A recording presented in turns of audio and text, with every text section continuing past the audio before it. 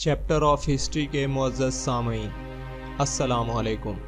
سامعین، تاریخ ہند کے سلسلے کی 10ویں ایپیسوڈ میں خوش آمدید۔ بدھ کی تعلیم ایسی عمدہ اور اس کی طرز زندگی ایسی پاک تھی کہ بہت سے لوگ اس کے پیروکار ہو گئے۔ ہر قوم، ہر ملت کے امیر غریب، ادنا و اعلیٰ، مرد و عورت اس پر ایمان لائے اور بدھ مت کے پرو بنے۔ عوام الناس پر اس کی تعلیم کا بڑا اثر ہوا، کیونکہ وہ کہتا تھا کہ میرے پیر و کل مرد و عورت جو گناہ سے بچتے ہیں، سچ بولتے ہیں اور پاک بازی سے رہتے ہیں، درجے میں برابر ہیں اور سب کے سب جزائے خیر کے مستحق ہیں۔ بدھ کی تعلیم کا لب لباب یہ تھا کہ انسان کی حالت کا مدار خواہ دنیا میں ہو خواہ عقبہ میں اپنے ہی کرموں اور عملوں پر ہے۔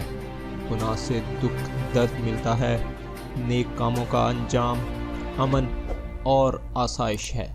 بدھ کا مقولہ تھا کہ دیوتاؤں کے خوش کرنے کو لاکھ قربانیاں وغیرہ کرو، مگر اس سے اپنے کیے ہوئے گناہ مٹ نہیں سکتے۔ جو بوئے گا، جیسا کرے گا ویسا بھرے گا۔ وہ یہ بھی کہتا تھا کہ مرنے کے بعد انسان کی روح اس کے عملوں کے موافق دوسری جونوں میں جاتی ہے اور بار بار پیدا ہوتی اور مرتی ہے۔ روح کو ابدی آرام اس وقت ملتا ہے جب انسان گناہ کے پھندے سے نکل جائے، دکھ درد، شہوات و لذات اور خواہشات و جذبات سے خالی اور بری ہو جائے۔ اونچی نیچی جونوں میں ماری ماری پھرنے سے محفوظ رہتی ہے۔ دنیا جہاں کے سمندر کے طوفان سے گزر کر ہمیشہ کے لیے بندرگاہ میں مقیم ہوتی ہے۔ اب گویا روح نے سکون مطلق حاصل کر لیا ہے، اب یہ اٹل اور اچل ہے۔ سامعین، بدھ کے جو پیرو مرد دنیا کو چھوڑ کر عبادت میں زندگی بسر کرنا چاہتے تھے، بھکشک کہلاتے تھے۔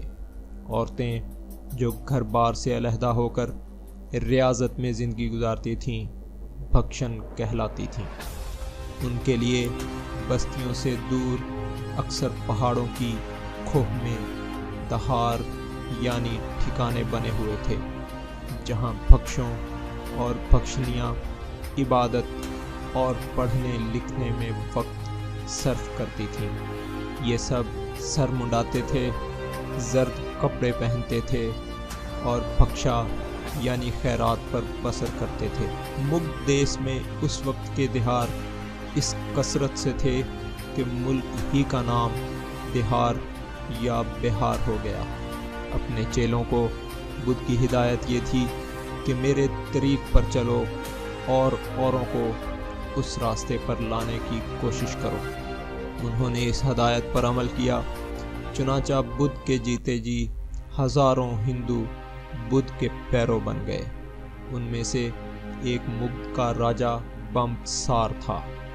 رفتہ رفتہ لاکھوں آدمی بدھ مت کے پرو ہو گئے اور یہ مذہب یہاں تک بڑھا کہ 1000 برس کے قریب ہند میں سب سے زیادہ اسی کا فروغ رہا۔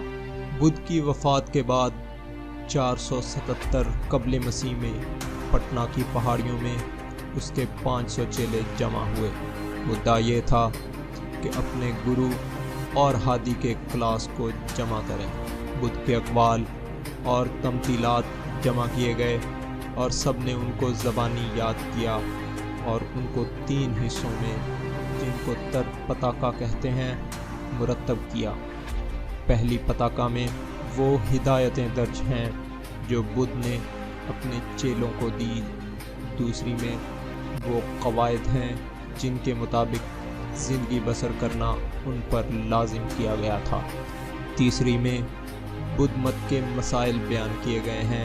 گویا یہ بدھ مذہب والوں کی پہلی بڑی مجلس تھی۔ اس کے 100 برس بعد 377 قبل مسیح میں 700 بھکشوں کی دوسری مجلس ہوئی۔ اس کا مدعا ان باہمی اختلافات و تنازعات کا تصفیہ تھا جو اس عرصے میں پیدا ہو گئے تھے۔ اس کے بعد 135 برس بعد یعنی 242 قبل مسیح میں مگدھ کے مشہور راجہ اشوک نے پٹنہ کے مقام پر تیسری مجلس کی۔ چوتھی اور آخری مجلس 300 سال بعد کنشک نے کی، جو سکا قوم کا ایک راجہ تھا اور شمال مغربی ہند میں حکمران تھا۔